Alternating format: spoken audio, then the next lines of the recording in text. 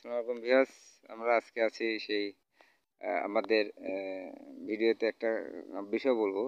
আমাদের মা মাটি, আমরা যে কথাগুলো বলি যে আমাদের যে সুজলা সুফলা শস্য শ্যামলা, আমাদের যে সুন্দর আমাদের যে মাতৃভূমি বাংলা, এই যে আমাদের কৃষকরা আসলে তারা কষ্ট করে ধান উৎপাদন করে এবং তারা শস্য উৎপাদন করে। তাদের মধ্যে আসলে প্যাচ কম থাকে। তারা কষ্ট করে রোদে আহ, রোদের মধ্যে থেকে তারা যে এই যে উৎপাদন করতেছে আমরা দেখতে পাচ্ছি।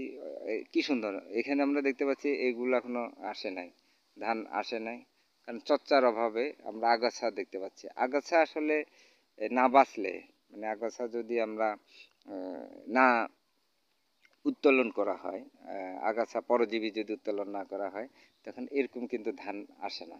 তো আমরা দেখতে পাচ্ছি এখানে ধান আর ধান, এটা আমাদেরই একটা মানে সম্পদ, আমাদের একটা ইয়া। তো আমরা যে আমাদের যে সারের দাম বেশি, আমাদের পানির দাম বেশি, তারপরে বীজের দাম বেশি, এগুলো ন্যায্য মূল্যে পায় না। তারপরেও কৃষকে তারা তাদের আহ, আহ, শ্রম, তারা তাদের